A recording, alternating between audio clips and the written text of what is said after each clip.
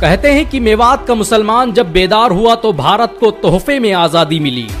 मेवात इस समय भले ही सांप्रदायिकता की चपेट में हो और उसे बदनाम करने की कोशिशें जोरों पर हों, लेकिन भारत की आजादी और उसकी अस्मिता के लिए यहाँ के मुसलमानों ने अपना सब कुछ कुर्बान कर दिया।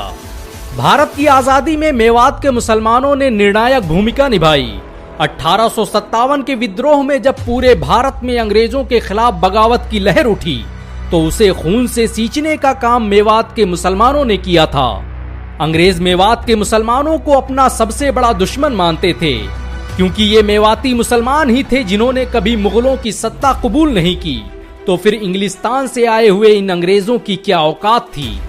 गुड़गांव में मौजूद ऐतिहासिक डॉक्यूमेंट में एक अंग्रेज लिखता है कि मेवात के मुसलमानों ने तो साल 1800 के शुरू से ही हमारी नाक में दम कर रखा है।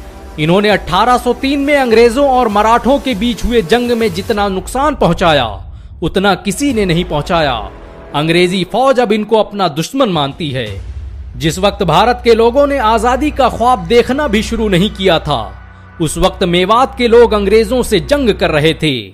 साल 1803 में मेवात के नगीना तहसील के नौटकी गांव में रहने वाले मौलवी एवज खान ने अंग्रेजों के खिलाफ जंग का ऐलान कर दिया और इस जंग में अंग्रेजों को शिकस्त का सामना करना पड़ा।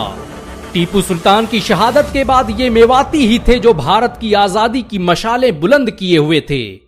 मौलवी एवज खान से मिली हार के बाद अंग्रेज ऐसा दहशत में आए कि दिल्ली के रेजिडेंट मिस्टर सेक्टन ने 1807 में अपने अधिकारियों को खत लिखा कि उन्हें मेवातियों से समझौता कर लेना चाहिए। हालांकि ये अंग्रेजों की चाल थी और वो सही वक्त पर मेवातियों के कत्लेआम का इंतजार कर रहे थे और नवंबर 1857 उनके इसी ख्वाब के पूरा होने का दिन था। 1857 में जब पूरे देश में विद्रोह की आग जलना शुरू हुई तो उस आग को मेवातियों के खून से ठंडा किया गया। इतिहासकार लिखते हैं कि मेवात से दिल्ली जाने वाली सड़क के हर कोने पर मुसलमानों की लाशों के ढेर लगे हुए थे। अंग्रेजों ने मुसलमानों की संपत्तियों को लूटकर उनके घरों को खंडहरों में तब्दील कर दिया और विद्रोह के जुर्म में मेवात के 10,000 मुसलमान एक साथ कत्ल कर दिए गए। ये भारत के इतिहास में 1857 में होने वाली सबसे बड़ी घटना थी। मेवात के मुसलमानों का यही वो खून था जिसके रंग ने भारत में आजादी के आंदोलन को तेज कर दिया। यहां तक कि अंग्रेजों को इसका एहसास हो गया कि उन्होंने मेवात के 10,000 वीर सपूतों को कत्ल कर अपने ताबूत में आखिरी कील ठोक ली है। मेवातियों पर अंग्रेजों के जुल्म का ये आलम था कि भारत में सबसे ज्यादा टैक्स मेवात के लोगों पर लगाया गया। अंग्रेजों ने 1842 में मेवात क्षेत्र का राजस्व 11,14,000 रुपये तय किया, जो फसल उत्पादन के मुकाबले में काफी ज्यादा था और खुद लॉर्ड कनिंघम ने ये बात अपने मुंह से कबूल की थी। आपको ये जानकर शायद हैरानी हो कि अंग्रेजों के इस टैक्स सिस्टम के खिलाफ सबसे पहली गोली मेवात के चांद खान ने चलाई थी और उसने 10 मई 1857 को अंग्रेजी सैनिकों को भून दिया था, जिसके बाद विरोध और विद्रोह की ये आग पूरे भारत में फैल गई। मेवात के लोगों ने 1857 में नूह, घासेड़ा, रायसीना, तावड़ू और खोरी में कई जंगें लड़ी, जिसका जिक्र आज भी गुड़गांव गजेटियर में देखा जा सकता है। विरोध की आवाज को दबाने के लिए अंग्रेजों ने 1858 में मेवात के इर्द गिर्द की सारी बस्तियां जला डाली और बहुत सी मस्जिदों को शहीद कर दिया। बात मुसलमानों की इज्जत पर आई और जब अंग्रेजों का जुल्म हद से ज्यादा बढ़ा तो मेवात के रायसीना में रहने वाले लॉर्ड खान ने गुड़गांव के तत्कालीन अंग्रेज कलेक्टर क्लिफोर्ड की हत्या कर दी। वही नूह जहां इस वक्त सांप्रदायिकता चरम पर है, उसी नूह में 1857 को एक मुसलमान सदरुद्दीन ने अंग्रेजों को ऐसी धूल चटाई कि अंग्रेजों ने नूह में पूरी सेना उतार दी, जिसके नतीजे में 52 मुसलमानों को हाथियों से बांधकर पेड़ पर लटकाकर फांसी दे दी गई। अंग्रेज मेवात पर कभी पूरी तरह से कब्जा नहीं कर पाए। मेवात ने ऐसे ऐसे जाबाज सिपाही और ऐसी ऐसी टेक्नोलॉजियों का आविष्कार किया जिसका सामना करना अंग्रेजों के बस की बात नहीं थी। 1857 में घासेड़ा में रहने वाले अली हसन मेवाती की बनाई तोप ने अंग्रेजों के छक्के छुड़ा दिए।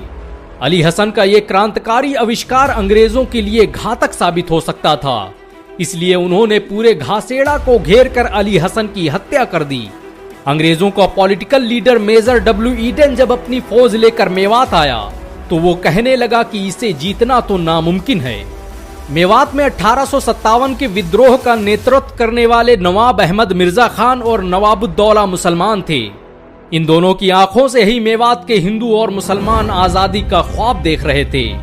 इस पूरे विद्रोह का नेतृत्व उन्हीं मौलवियों के हाथ में था जिन्हें आज शक की निगाहों से देखा जाता है। जिस वक्त मेवात के मुसलमान भारत की आजादी के लिए जंग कर रहे थे, उसी वक्त मौलवी नूर अली, मौलवी मोहम्मद मुरीद, मौलाना अबुल हसन अफगानी, हजर खस्तीवाला और डॉक्टर नजर मोहम्मद बादशाहपुरी जैसे लोग मेवात आकर उनकी हौसला अफजाई कर रहे थे।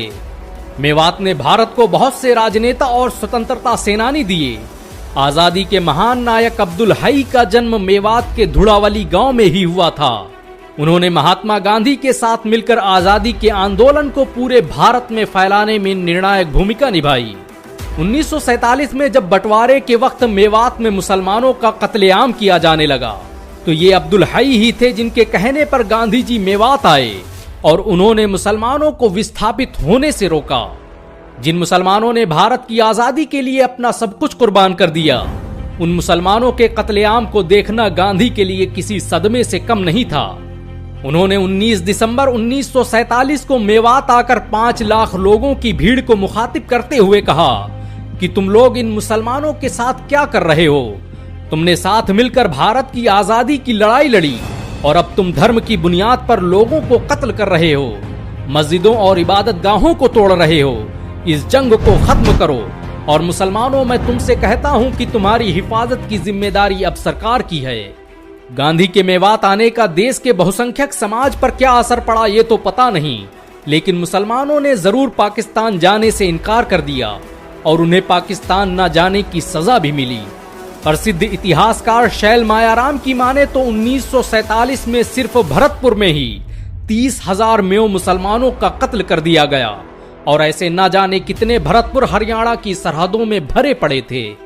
तारीख मेवात के लेखक यूनुस अलवी के मुताबिक मेवात कभी वैसा नहीं था जैसा आज दिखाई देता है। कभी मेवात की सरहदें सैकड़ों किलोमीटर दूर तक फैली हुई थी और इसका आकार आधे हरियाणा राज्य के बराबर था। आजादी से पहले मेवात 3000 गांवों पर मुश्तमिल था और यहाँ पर 4000 से ज्यादा मस्जिदें थीं। लेकिन 1947 के फसादात के बाद सिर्फ 228 मस्जिदें ही सलामत बच सकी। ये अफसोस की बात है कि जिन मेवातियों ने भारत की आजादी के लिए अपना सब कुछ कुर्बान कर दिया, आज उन्हीं मेवातियों से भारतीय होने का सबूत मांगा जाता है। हालांकि मेवात के मुसलमानों ने भारत के लिए जो किया वो आज तक कोई नहीं कर पाया। भारत को जब भी जरूरत पड़ी, मेवाती सर पर कफन बांधकर देश की सुरक्षा के लिए निकल पड़े। आज जब मेवात में मुसलमानों के घरों को ढाया जा रहा है, तो उसने अंग्रेजों के जुल्म सितम की यादें ताजा कर दी हैं। हालांकि ये वही मुसलमान हैं जिनके आबा व अजदाद ने इस देश की आजादी के लिए अपना सब कुछ कुर्बान कर दिया था। वैसे अगर एक भारतीय और एक मेवाती होने के नाते आपको गर्व महसूस हुआ हो, तो इस वीडियो को लाइक और शेयर जरूर करें। ऐसी और वीडियो को देखने के लिए हमारे चैनल को सब्सक्राइब करें, घंटा जरूर दबाएं।